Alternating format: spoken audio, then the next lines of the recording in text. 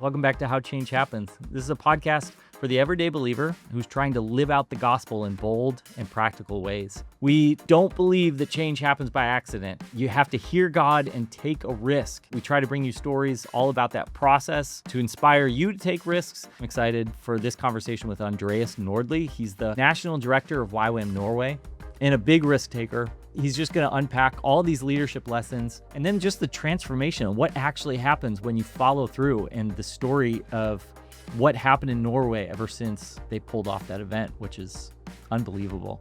So I think you're going to find a lot of really interesting truths in it that will help you change your life and be a better leader. So enjoy. It's dangerous to go all in for Jesus. Who would believe that? To be used by God is not a big thing. God can use, he can use a donkey, Right. Something is shifting, so we got to get ready. If there anyone from Gen X listening, release Gen Z to run. Andreas, thank you so much for coming on the podcast. Oh, thank you for having me. Yeah, for those of you that don't know, Andreas is the national leader of YWAM Norway, and you've been in YWAM 31 years. Tell me about what your I life. started when I was 5. Tell me about what drove you. What was your life like that you decided, okay, I want to join this mission and do something to pursue God's call in my life. Yeah, I grew up in a Christian family, but in a small, tiny place, and we were the Christian family. There were no other. There were other Christians, as well, but faith didn't really matter to me. But somehow a YWAM team came to our area when I was 17 and a half, and one of my friends was radically encountering Jesus, and I thought to myself that I hope I will never become like them. But he kind of got me into it. So when I was 17 and a half, I encountered Jesus as well. So 31 years later, you find yourself leading the efforts of the Great Commission in Norway, and you were the one that kind of said, "Hey, we really need the send to come to Norway."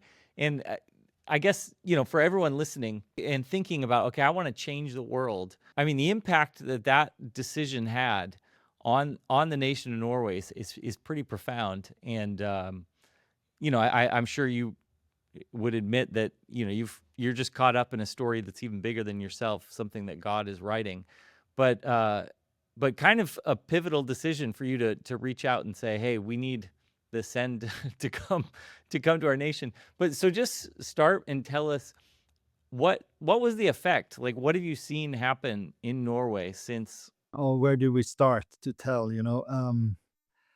The send has become it's a part of the big story of what the Lord is doing in our nation, and the Lord is doing many things. It's not only about the send, but the send has its place in the big picture there. Probably we see more people come to the Lord. We probably led more people to the Lord over the last 2-3 years than in my 27 years combined in Holy YWAM. cow! It's in Wow. the media, it's in secular media, it's in the Christian media, everywhere, all the time. And it's research-based as well. It's not just some charismatic wishful thinking from someone who kind of speaks out in faith, what is not reality yet. It's research-based. It's kind of, Yeah, yeah. yeah, yeah. So what kind of things are they reporting on? Well, I think that one researcher who had been interviewing, I can't remember how many, but a good amount of people, all ages, in Norway regarding their relationship to the Bible. This was made public a couple of weeks ago, and he said that basically as a conclusion that secularization is facing very difficult times in Norway among young people. Wow. And basically it says that atheism, no one's atheists anymore among young people. Everyone believes in God. So that's kind of, they believe in everything, but atheism and secularization, Yeah. and It's some such find faith in interesting. Christ. Yeah. Yeah, it's definitely a very interesting turn of events, because I think for so long all the reporting has been that Gen Z doesn't want anything to do with church, doesn't want anything to do with religion.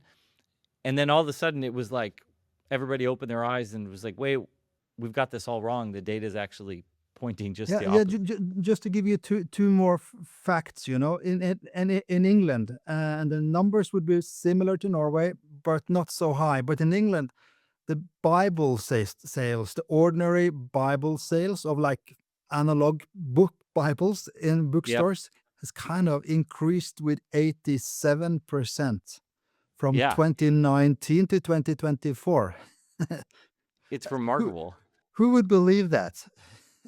Yeah. And another fact, this is also research based from Norway, is that in 2019, the InterVarsity or IFIS movement in Norway did a research where they interviewed a lot of church active students, Christians, Hmm.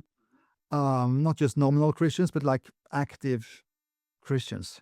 And they found in 2019 that 91.1% of all these church active students at campus, they were hiding their faith because of fear and shame.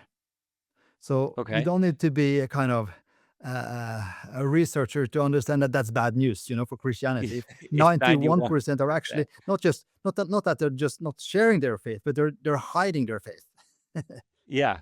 because of shame, and they're afraid of the label, afraid of the stigma, afraid of being asked difficult questions. But Yeah. then now What year was that? That in was 2019, okay. Got it. just before the pandemic. But then something happened, and I believe it has to do with the send. Not only the send, but the send plays a role there. In 2024, the same research happened, and now 31% are actively sharing the gospel on a regular basis on their own initiative. And many more are actually living openly with their faith. So that's Yeah. something It's is just happening. the tide is totally turned. Yeah, it is. It is. And we are so and we are living this. I feel I stand at the sideline just watching at what God's doing. Questions naturally arise when you study your Bible. Logos is a place where you can get those questions answered. Imagine being able to ask C.S. Lewis to explain his thoughts about salvation. With Logos and their new study assistant, you can use the power of AI to mine the depths of the Bible and the most trusted theologians all in one place. If you sign up right now, you get a free 60-day trial and you can see how it impacts your Bible study. Go to logos.com/thesend and sign up now. I logged in and I asked Logos to help me understand how the disciples responded after Jesus gave them the Great Commission. And it gave me this really interesting summary with Bible verses and hyperlinks to books in the Logos library that I could dive into for more. If you're passionate about studying the Bible and if you want to learn from history's greatest theologians and get your personal questions answered, then this is definitely for you. The Bible, it's an ancient book, and you want to know that you're reading it well. So get the historical context, search passages and themes, and satisfy that longing that you have to know the Bible more. 6 million people are using Logos, and it's time for you to try it too. Go to logos.com/thesend, and you'll get that 60-day trial for free. And are you seeing that effect play out in the YWAM schools, the mission schools that you guys are running? Oh yeah. Oh yeah. Oh yeah. We have tripled, no, not tripled, doubled our number of DTS students in Norway, from 2019 pre-pandemic to post-pandemic. But not only the DTSs, um, most Bible schools in Norway are seeing a booming of students. Wow. Yeah, I mean, there's absolutely something some seismic shift has happened in the last several years, and I think I think all of us are just asking ourselves, okay, what do we do with this? How do we help them find their calling in God? And for the ones that are called to the nations, how do we get them to go? And for the ones that are called to stay, how do we get them to open their eyes and say, hey, this community around you is your mission field, and you need to share the gospel and transform it. Yeah, exactly. And you know, I think it was 2020. Yeah, it was 2020, September 2020. I was looking back to my, journals, prayer journals. And I wrote then that we hear the sound of rain, which Huh. is from the story of Elijah on Mount Carmel, where Uh-huh. it's been dry land for 3 years, 3.5 years. And then he says, "Oh, the rain is coming." I mean, it was no clouds on the sky, no clouds in the horizon, but he Yeah. could hear it prophetically. So that was kind of the thought we got back then in September 2020. Okay, something is shifting, so we got to get ready. But I don't think we see a lot of rain yet. We just see drops. Okay, uh, but I think there's a shift happening. Yeah. Uh, um, I was asked by a Dutch journalist a couple of weeks ago. He asked me, "So, Andreas, is this revival what you see now? Is Norway and not only Norway but Sweden, England, the Netherlands, a lot of nations, in Western Europe are experiencing the same thing. Is this revival?" And some people have kind of labeled it revival. I'm a bit careful. So I told the journalist that I don't think it's our responsibility or our privilege even to label the times we're in. I'm kind of Mm. afraid of that. I rather think that that's the job for the historians. Yeah. But I do hope, though, that when the history is going to be written about the 2020s, when we get to the 2040s, the 2050s, the 2060s, I do hope that historians will write that it was in the 2020s the tide turned in Europe. Oh, come on. I love that. Yeah. What gave you when you wrote that in your journal in 2020? It, I mean, what gave you that kind of insight or intuition? Like, because I guess with everything happening in the world, that wouldn't necessarily be very easy to discern. No, obviously, we had no clue what would happen, but it was just a general sense. I remember April 2021, we hadn't seen it was in the middle of COVID. And I remember at our YWAM base, it was a weird experience. We had our staff meeting, with social distancing, sitting two Mhm. meters apart, and it was this kind of, oh, for how long time will these last? Yeah. I thought it would last for 3 months, but it was like 2 years. Anyways, I remember being at the staff meeting, maybe with 50, 60 staff in front of me, and we were struggling, like most people did back then. But I remember I heard myself say, this place is going to be packed with young people within a short time. Wow.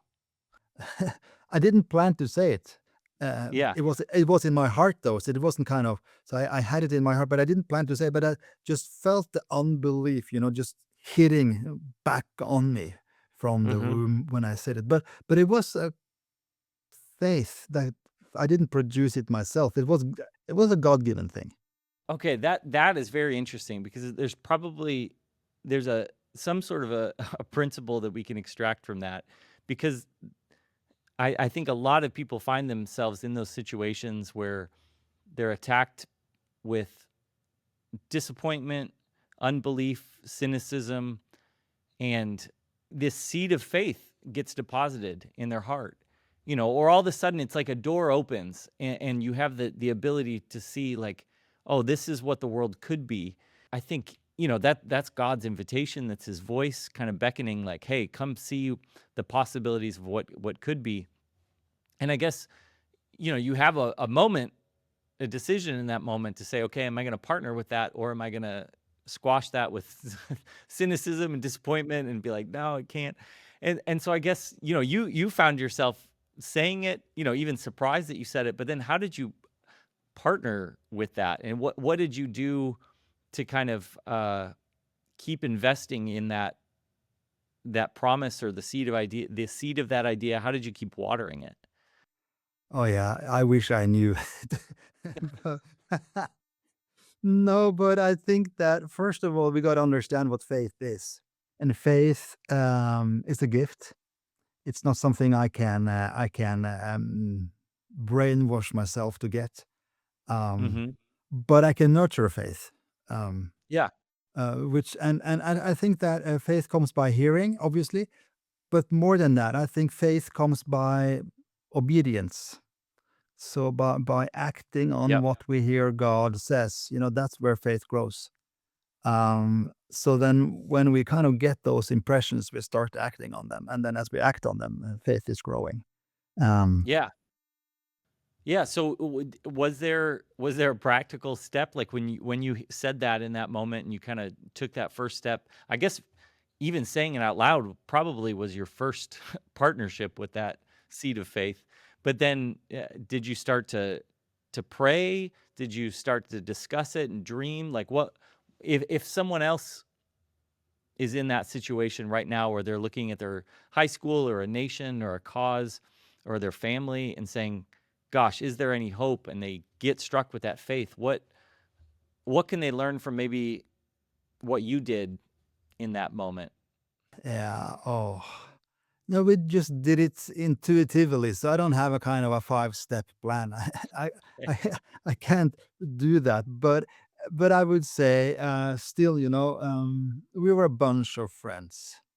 We're committed to each other, and we're committed to Jesus, and we hear God together. So Yeah, it has to do with relationships, yeah, but it has to do with vision as well, and we understand vision as the image of the preferred future, right? So yep, vision has nothing to do with goals or activities. Vision has to do with, okay, how do we want the future to look like? So yeah, then we got to be able to describe that future. And then we're a bunch of friends describing that future together. Typically, when we got those 2019 numbers, that 91% hide their faith because of shame. Okay, how do we respond to that? yeah. We got to come up with an alternative narrative for how the future is going to look like, and we got to start to describe that new narrative. This is so so good, yeah. so basically what we started to do, me and my other friends, not just the YWAM friends, but other leaders, from mission organizations and denominations, we started to say that when we look to the future, we see a generation emerge that is not ashamed of the gospel. Yep. That is the image of the future we started to share, and we were friends together, sharing that we're not ashamed anymore. We Hmm, choose to wow. not be ashamed anymore, and we believe that if we're not ashamed, the young people, the 18-year-olds and the 21-year-olds, won't be ashamed. Wow, So, okay. we just try to describe a new narrative, Yeah. describing the future. Yeah, so you kinda had that core group of friends that kind of agreed, "Wow, you said that, but it resonated in all of us. This is probably a God idea." And then, you tried to start to embody it and just live it yourself and said, "Okay, if this is the future we're believing for, we better come into alignment with it if we're gonna lead anyone else into it." Sure, and the send became kind of the practical outcome of it. Okay. That was the project we all rallied around. So walk me through the timeline. You've got that terrible report in 2019. In 2020, you have that seed of faith, and then what plays out from there, and where does the send come in? Yeah, the timeline is almost like that, but it was a 2019 number, that's right. And we gathered as Christian leaders and we said, this cannot be future. This cannot be the future. So that was kind of the Yeah. consensus in our, different leaders from different missions organizations and denominations. We kind of agreed this cannot be. And then COVID hit, March 2020. Um, I thought to myself, okay, well, at least I'll get a couple of months off. So I watched some old videos from 1985 of a guy called Floyd McClung. I don't know if you heard about him, but Floyd Yeah. McClung he was YWAM Europe director back then. And it was some old videos where he just shared his God's heart for Europe. And those videos from 1985 just wrecked me. Uh, Whoa. I watched them again and again. I just one video, just 60 minutes, and I watched those 60 minutes, probably twice a day for like days, I was on my knees and just crying out Interesting. this old prayer, "Give me Europe or I'll die." Wow. That was my response, and obviously, we say yes. So then, how do we respond to it? So this was April 2020. I wrote Andy Bird, who leads the send, and I said, "Hey, Andy, what would it take to do the send in Norway? We'll do it. What would it take? Um, these are the facts. We'll carry it." And then Andy got back to me and he said, "Yeah, do you?" And we met on Zoom a couple of days afterwards, and it was a done deal in our hearts. So that was Yeah. kind of the process. And then I started to call my friends, I said, "Hey, what if we just rent the biggest indoor arena as Yeah. soon as the pandemic is over? We just get it and we just gather the whole body of Christ and we share this heart that we see a generation emerge that is not ashamed of the gospel." And Wow. they were all in. Okay, before we keep going, some very interesting things that you said in there. This Floyd McClung video, as you're saying that, I'm thinking, gosh, this is like a burning bush moment. It just captured your attention and you let yourself get swept up in it. And probably through that, this download, I guess, from heaven's perspective and that the values and the dreams that God has for Europe were kind of deposited in you. So there was some sort of transformative moment in there. And I think that's really interesting because I know there's a lot of young people either that attend the send or have just had these experiences in a worship night or crying in their room where something grips them and they can't maybe fully understand what it is, what to do with it. But there's some transaction. I mean, that was my story. It was, I mean, I think it happened over multiple years as well. But yeah, I would probably have to describe it as some sort of thing that captured my attention. I couldn't look away. I kept getting drawn back, and I looked back after the fact, and I was like, I'm a totally different person from that. And then so I think that's interesting because I think people need to pay attention to those things that really call out to them and press into that. And then this email that you sent Andy, I want you to talk about it a little bit because he was telling me from his perspective, he was getting a lot of people writing and saying, "Hey, we would love to have you come do the send." But there was something about your email that really gripped him that caused him to take it to, his team and say, "Guys, we should pray about this." Uh, do you remember writing that email? Like, what was there must have been something kind of special or your emotions or something coming through. Yeah, I can't remember what I wrote, but I must have written something that convinced him somehow. But no, I think if I remember correctly, I just asked him what would it take, Huh. and then I would say something about what we dream seeing. We dream of seeing it. Our dream is a generation emerge that is not ashamed of the gospel, and the send could be the vehicle. We also dream Yeah. of a new waves of missionaries going from Norway to the nations, because we believe God has kind of chosen Norway among the nations to be a blessing to the nations. So I probably wrote that, and I said, "Hey, what would it take? Can we talk?" And Wow. then I probably also said that we'll gather all the denominational leaders and all the mission organization leaders. It's a national event, and we'll get the biggest indoor facility. Yeah.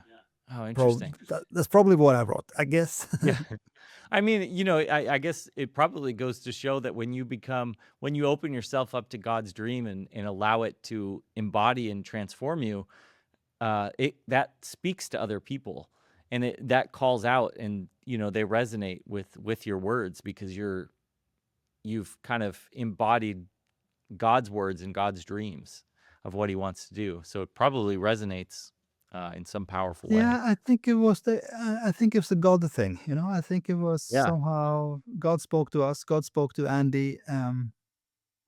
It was a done deal. I mean, I think it took just a week or two since I wrote the first email until Andy and Amy Ward was on the call, and a couple of others, and we made a decision in our hearts. Obviously, there were some formal decision that needs to happen as well, Yeah. but in our hearts, it was done deal. Yeah, well, that's pretty remarkable that it clicked in so fast. And so then, yeah, tell me what it took to actually pull off the send, because I remember, I don't remember the year, but when Andy he sent an email to us in Kona, he was leading, our little community, and he asked us all to pray and said, "Hey, I feel God is in this, that we should start the send, but obviously this is going to have ramifications on all of you and the work that we do. I just want to make sure everybody feels like they're on board." And I don't think at the time he had any idea where it was going to go. I mean, he always kind of said, "We'll probably do one or two of these and then shut it down." I don't know why he loved that that line back then. Um, I want to personally invite you to come to the Send Conference. We're gathering for 2.5 days to encounter Jesus, gain clarity on our purpose, and actually live our faith outwardly. Not just inspiration, but real activation. Thousands of believers are coming July 23rd to the 25th. 2026 at the Anaheim Convention Center. If you've been wanting to anchor your year in Jesus and step into what God is calling you to, or if you're living missionally and you're ready to go to the next level, this is for you. Join Francis Chan, Christine Kane, Andy Bird, Carrie Job, Circle Rider Music, and Jesus Image Worship. Everybody's going to be there, and I'd love to see you there too. Registration link is going to be in the show notes. Check it out. But yeah, to go from a meeting where you all feel like, yes, this is Lord, to actually seeing it happen. There's a lot of work. There's a lot of prayer, effort, fundraising, gathering, marketing. There's a lot of like nuts and bolts that go into it. So just walk us through the process, because I Oh, think that's that's going to be really eye-opening for people that feel like, okay, I have a dream and they want it to happen, but they have no idea when the road gets hard, yeah. is this still something that I should push into? And it was a difficult road, to be honest. It I bet. was, yeah, it was. No, the first thing after the yes in our hearts, I started to call my friends who are general secretaries and presidents of denominations of different missions organizations and denominations. Remember, Norway is a small country, okay, just 5 point something million. So everyone knows everyone. Everyone's a cousin, or second cousin or something like that. We were all related somehow. So it's a small nation. So that makes it easier in some ways, but also difficult in other ways. So I started. So it was a yes in our hearts from several of the other leaders as well, and then but it was pandemic, so we thought, okay, we'll do it August 2021. That was kind of because we thought, okay, pandemic must end probably late 2020, early 2021. So then August 2021 will be the perfect time. It's the start of the new semester. So we got traveling teams up running. So we had several traveling that was just touring the nation from church to church, youth group to youth group, with the core message of the send. And momentum grew. When we went public, though, we went public September 2021, because we understood we got to do it June 2022.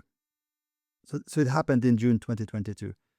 Okay. Yeah. So we went public August or September 2021. Had a press conference and public release, social media, and everything. It was like, I don't know how to call it. It was just weird because we had so much criticism coming against us. Oh, Uh, interesting. it was we had so much criticism. We were in the news. I think I'm not exaggerating if I say we were in the newspaper, national newspapers every week from, like, let's say September 2021 until June 2022. Wow. I mean, some weeks without, but throughout the year, we were in the newspapers, and people accused us for all kinds of stuff. And it was also kind of other accusations on our theology, that we are to be burned for Jesus means that you burn yourself out. Ugh. So, and a lot of people that have been burned out and had negative experiences from missions wrote articles and say, "We warn you against the sand." Yeah. One PhD student even said that the waiting rooms at the hospitals in Norway will be packed with victims of the sand Wow. because of their mental health. Yeah. Stuff like this. Another psychiatrist from the Pentecostal movement wrote an article about us saying that those big events normally attract people with narcissistic tendencies. Um, so we had all those Oh, kind of man. stuff. That is crazy. Yeah, and it came, in waves throughout that year. Yeah. And how do you what do you do with that? Like, personally, as a team, how did you manage the criticism? How did you, uh, decide to keep moving forward? Because I think there's probably a lot of people that start to follow that dream that God gives them, and they hit that resistance, and it probably feels like, "Did we get it wrong? Did we hear wrong?" The doubt comes in. What convinced you to keep going? Two things. First of all, we had a word of the Lord for it. And secondly, we were a band of brothers. We were friends doing Mm, it together. And not just friends in YWAM, also friends outside of YWAM. yeah. So we were committed. Now looking back at it, I'm very thankful for the criticism because it really gave us an opportunity to make the Send better. I'm absolutely sure the Send actually became a Oh, wow. better event because of that. Not all of the criticism, but some of the criticism. And some of the criticism were just stupid, but some of the criticism were really legitimate and good in one way because they were challenging us on how can you create sustainability Yep. and that it won't just be something you are on fire with for the next 2 years, and then when you turn 25 you're kind of burned out. So how do you actually Yeah. create sustainable spirituality at Wow. the same time being on fire for the Lord? And I think those questions, and they didn't believe we could, but actually those questions were they actually helped us think through how do we communicate. So Hmm. so so in that sense, we were thankful for them now, at least now, and also we took the time to answer publicly all the criticism. I spent Oh, a lot of interesting. I spent a lot of time writing essays in newspapers about the Send, answering them. But also, it gave me an opportunity to be proactive, writing about the Send because the Send was the big, that was what people, at least in the Christian circles, talked about. Are you for Yeah. or against? Do Oh, you support it or interesting. are you against it? So that was kind of Wow. the big thing. So because of that, I could actually write quite a number of essays uh, talking about the nations, talking about missions, talking about all in Christianity, talking about the importance of not being lukewarm and so on.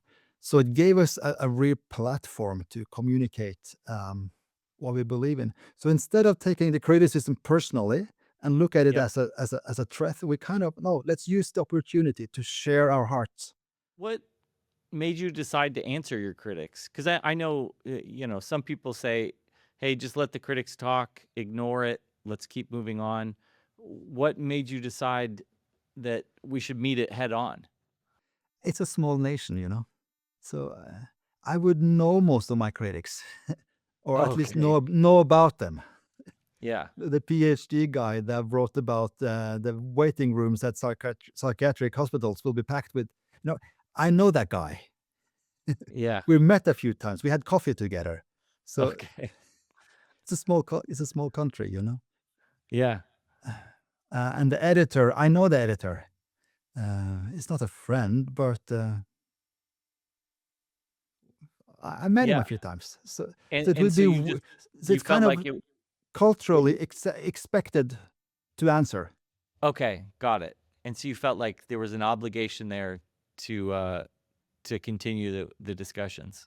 And in our culture, if I didn't respond, they would think that, okay, he doesn't know how to respond. Oh, okay. Fascinating. Okay, so that was over, did you say a year? Over a year period, you were getting all that criticism? From September 2021 until it started in June 2022. Okay, so the criticism kind of went all the way up until the In actual waves, event. yeah, in waves, Wow, yeah. that's a burden.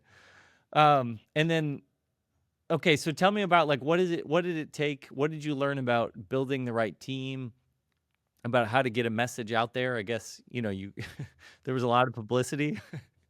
Um, Maybe you learned that even negative publicity is good publicity. Yeah, in our case, it was, yeah, at least to a certain degree, because the core critic that remained was, it's dangerous to go all in for Jesus. That will burn you out. That was kind of the Oh, narrative. That was the interesting. core of the criticism that remained. Um, I was the one that answered that criticism, but when the rest of the church leaders saw that I was the one, they came up with me and say, "No, Andreas can't answer that alone. We got to back him. This is It's not the sin that is at stake. It's actually the narrative of what it means to be a Christian. That is what's at Whoa, stake." profound. So how did they back you up? Did they begin writing or Yeah, speaking up? yeah, some did, and just by stating that, no, we believe in the send. That was so it became s- such a big. It was historically broad. Even the Catholic Church, even the Roman Catholic Church, came behind it. Whoa. Wow.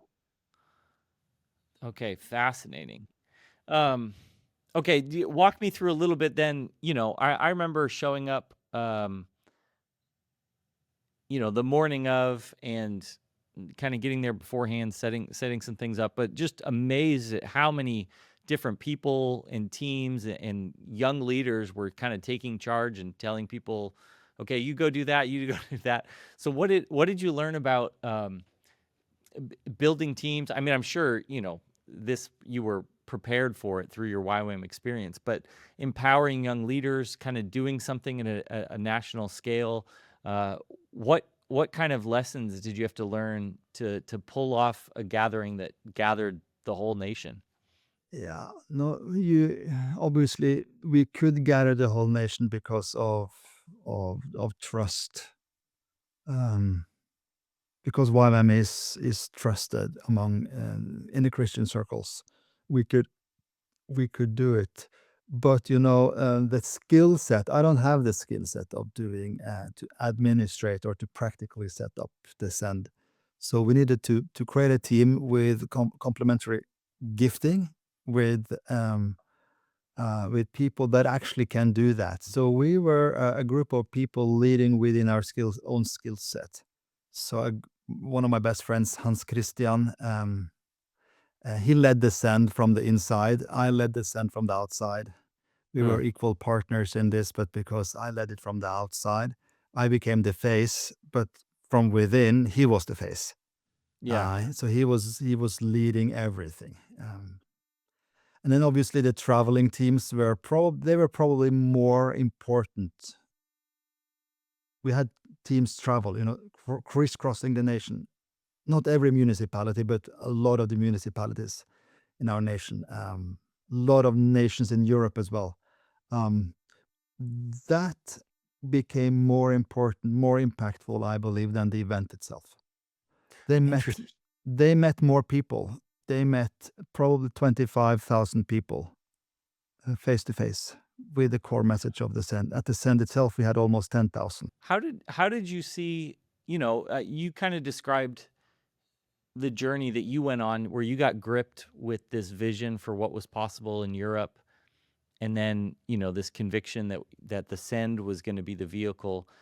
How did you see that multiply in other people? Because to build all these traveling teams, you somehow, God had to deposit that same faith and getting gripped in a number of young people. And so how did that happen? For somebody like, I'm just imagining somebody that's carrying a word for their high school or their university, but they're all alone right now. and they're like, okay, how do I get other people to burn with this vision? Is there anything that they can learn from how you saw God plant the vision in other people's hearts?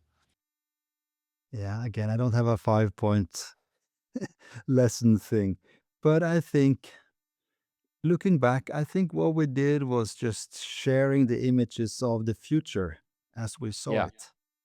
We didn't share much about the event. We did that as well, but mainly sharing this is how we want the future to look like. This is the new narrative, and just Yep. sharing those images. I think it was a God thing, that Yeah. responded in a lot of resonated in a lot of hearts of young people. Yeah. So it was a God thing. But I think, yeah, the simple answer is, yeah, just sharing that image of how we would like the future to look like with an invitation. Would you join it? Yeah, there must have been some boldness to carry the message that you had, and then you just have to be vocal about it, and if it really is the Lord, he's gonna birth it in other people, and so maybe that's our message to the young person, if you're burning with something that God really has given you, be bold and share about it, and it will take root in the right people that are supposed to be involved. Yeah, and John Mark, it's really a God thing. Yeah. Because remember, I've been in this game for 30 years, 31 years, and Isaiah 6 message of "Here am I, send me." Mhm. That has been my heart message for 30 years. I've been preaching that message for 30 years. Um, and reality is that we haven't seen a lot of fruit. Mm. Yeah. Typically, me standing in front of a youth group of 100 people, boldly sharing the Isaiah 6 message up until 2020, 2021. You know, I will always do an altar call. Who want to go to the nations? Who want to give up? I'm not asking for 2 years. I'm asking for the rest of your life. Uh, Out of 100, maybe two people would come to the front, and one would be the typically weird one that didn't. And the second one would be he misunderstood. Yeah, yeah. He thought it was who want to get married. So he thought it was about Right, marriage. yeah, yeah, yeah. I'm exaggerating a bit, but that's been my story for 15, 20 years. Yeah. And then something shifted. Hmm, And it's not my message that has shifted. It's not my ability to preach that has shifted. Uh, yeah. Now we have an average number of 15% would say yes. Wow. When we do the QR codes on the send and small Yep, events, big events, that's the average number. 15% would say yes, I want to go to the nations, and we'll raise the bar high. It's something I don't get. To be honest, I don't yeah, understand it, but it's something God is doing in our time. yeah, We've been praying for it. I've been praying Luke chapter 10 verse 2 almost every day. That's the Lord of the harvest. yep, mhm, Drive out workers. yeah, I've been praying that prayer almost every day for probably 20 years. yeah. Well, that itself is interesting because I think that speaks to, um, the what type of life does God deposit his seed of faith in?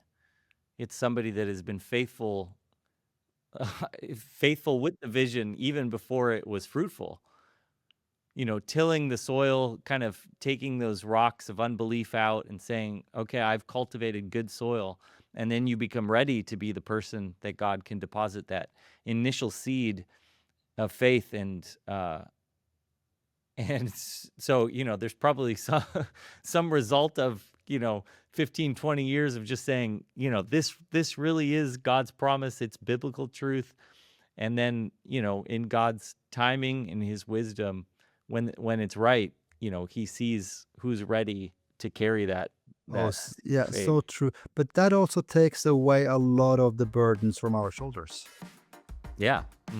Quick word to pastors and church leaders. If your heart is to see people activated in their missional calling, we would love for you to be part of our next Activated Church gathering. This is a space for pastors who want to learn from other pastors and leaders how they are effectively activating their people to mission. We know that this will be a time that'll strengthen you and inspire you. And if that resonates, fill out the interest form below. We would love to connect and explore what partnership could look like. Because growth is not my responsibility. My responsibility is to water and to plant. But Mm. actually, the growth is something God does. Okay. Yeah. So that kind of takes away the burden from my shoulders. I just do my best. I just Right. engage. I pray, but the actual fruit, uh, Yeah. Yeah. That's in God's hands. it's in God's hands. Huh. So it's kind of okay. I can relax in this. He can To be used by God is not a big thing. God can use. I mean, he can use use a donkey. Right. Yeah. So That's true. so I think to be Love that. used by God is not a big thing. The big thing is to have a heart after God. You know, Yeah. my heart is clean. My heart is soft.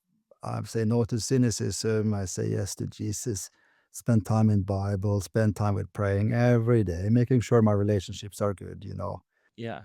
Well, yeah, I mean, that's no small thing to go through 15 15 and 20 years of gatherings where you only see 1 or 2 people respond, and to not grow bitter and cynical, that's a challenge, and, I think that is the call that God has for us to remain to maintain our eyes of faith even when everything in our circumstances, it kinda points to, "Hey, curse God and die. This isn't working. Why are you wasting your life on this?" Another gathering, another 2 people, and, to Yeah, maintain. if it was two, it was good. No, but the thing is that of course we had those moments of wanting to give up, Yeah, but we oh, yeah, I'm yeah, sure. but we didn't give up. Yeah, I was just talking yesterday. I was just talking to a good friend of mine. It was interesting because winter 2019, the two of us. So this was a year before COVID, right? yep, Winter 2019, the two of us, we were crisscrossing the nation, talking to youth groups everywhere, calling them to join short-term mission trips in the summer. yeah, We set up many short-term mission trips. I think we were able to send out 4 or 5 in the end. I think we had like 30 participants in the end. I mean, we uh-huh, worked like crazy for like 3 months and had like 30 participants. wow. Now we have 30 participants in one evening. Yeah. Oh, it's fascinating. You keep talking about crisscrossing, and I'm going back to I remember, I think was it 2013 when Amy Ward came and did a circuit rider school in Grimrud? Yeah, around those years. Yeah. And she saw, her picture in her mind, it was similar to the picture that God had given her about America and the fiery lines of circuit riders going, but she saw the red yarn, I think of Hans Nielsen Hauge, and, you know, it just feels like all these years later, that word is really come to life because there are people crisscrossing the nation now with the message of, the Great Commission and revival and reformation. Yeah. I just talked to our one of our traveling teams now. They've had talked to 6,000 people in person. And Wow. this last 5 months. Wow. And that's a lot of people in our small nation. Yeah. Oh, yeah, In the States, absolutely. it's probably that's okay, but here, that's a lot of people. Yeah. Oh, I love it. It's so encouraging. Walk me through the day. By the time that the event, it was event day, did you feel confident, like people are gonna show up? The criticism hasn't destroyed us? What were the emotions that you were feeling? And then what were some of the significant things that happened that day? I can't remember much from the day, to be honest. There are two things I remember. First of all, I shared some of the message on God's heart for the nations, and doing that for almost 10,000 people. That's probably that's I think I've been in missions myself. I'm in YWAM because of the unreached, and Yeah. to mobilize and to recruit and to train and to send. people to the unreached. That's the core of, I think, what is my calling. So then to share my heart of the unreached to almost, yeah, to 9 and 10,000 people. That's probably the the best thing I've done in my life ever. Wow. Most fruitful, most significant. That experience, I think.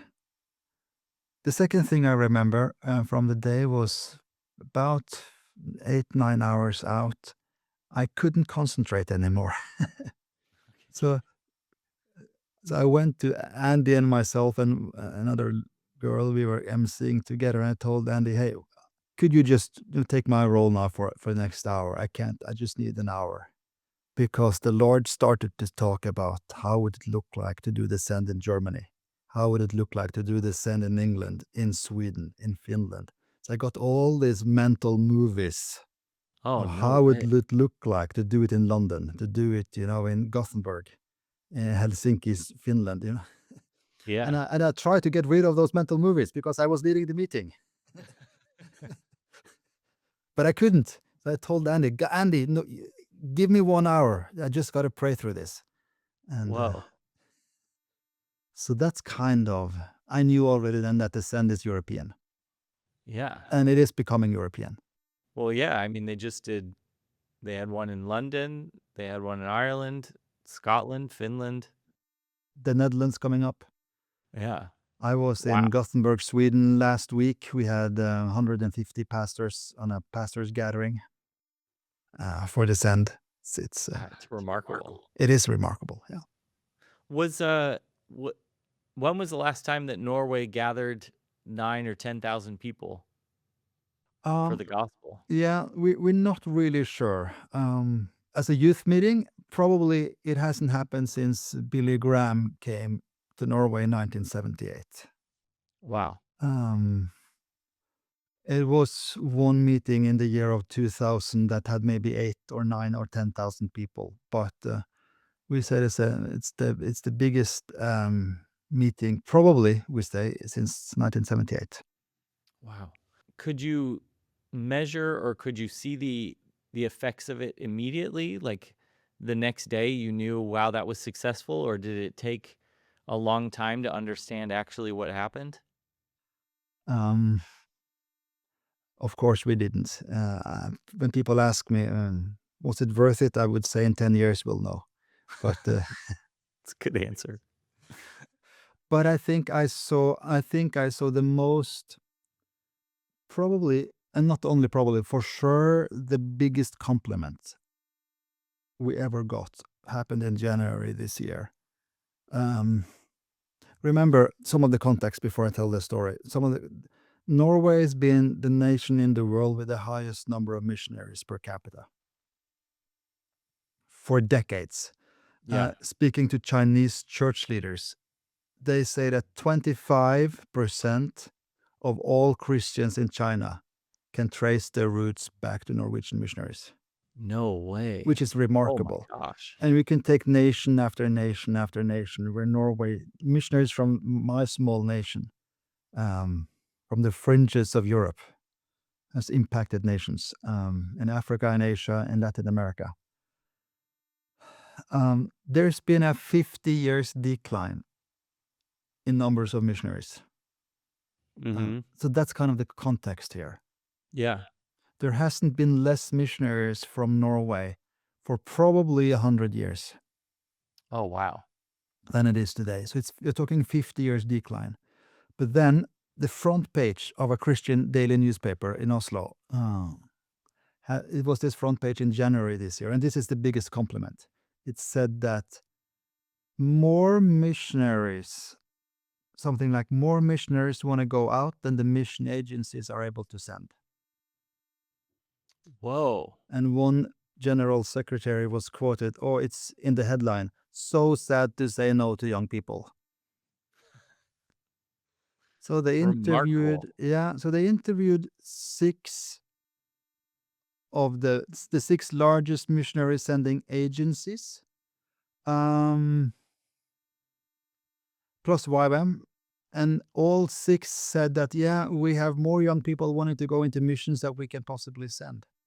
No way. Um, and then the general secretary of the Evangelical Alliance and the Norwegian Missionary Council, which is kind of the umbrella, um, the journalist asked him, why is this?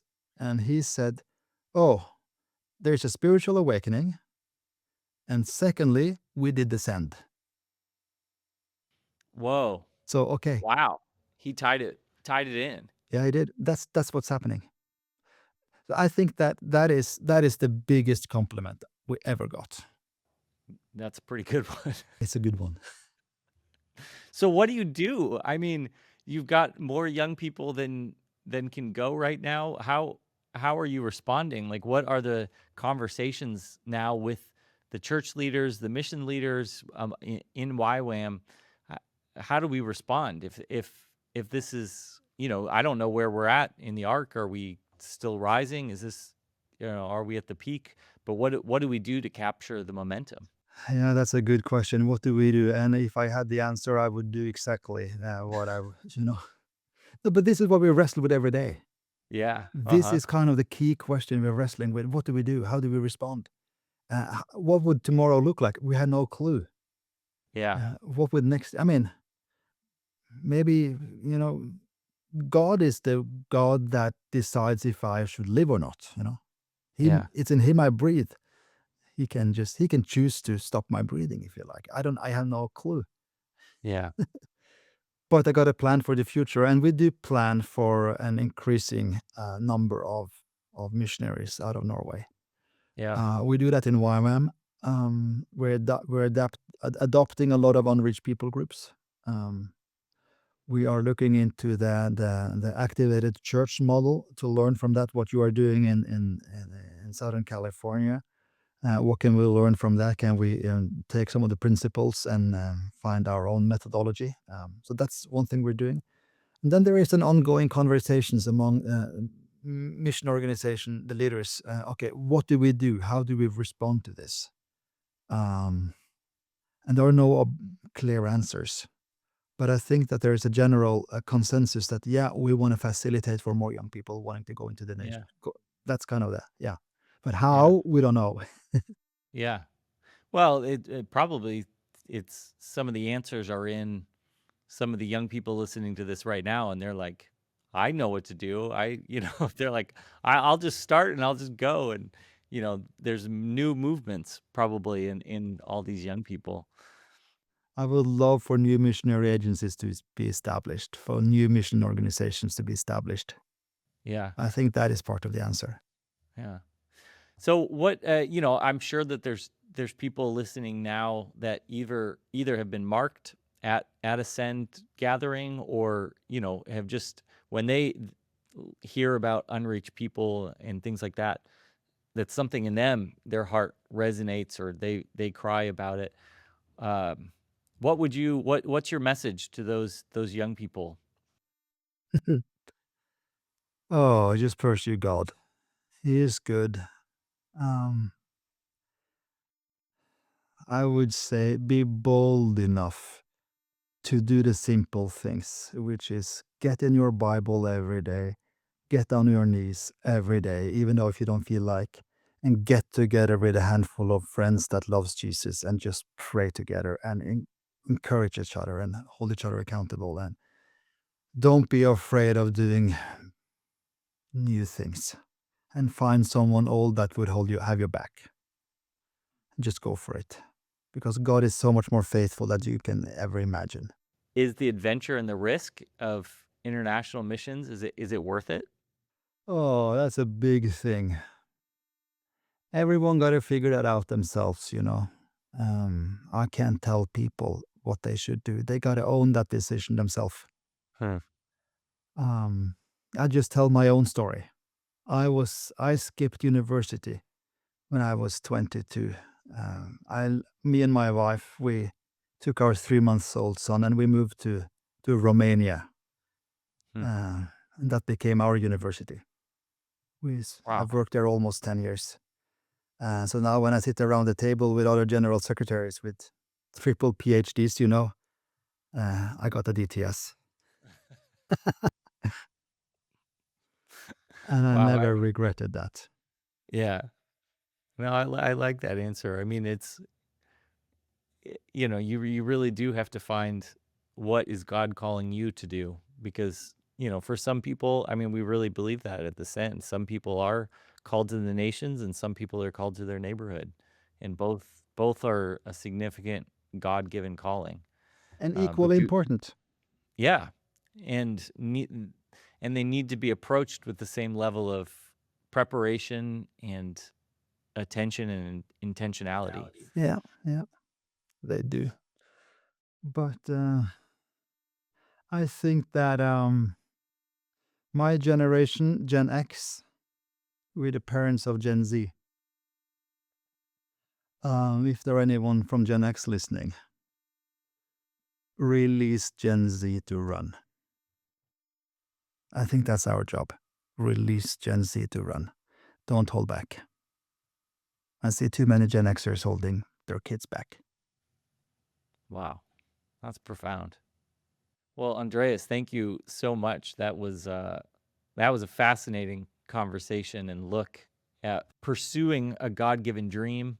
All the elements, the importance of community, of faithfulness, even in opposition, of doing all the hard work.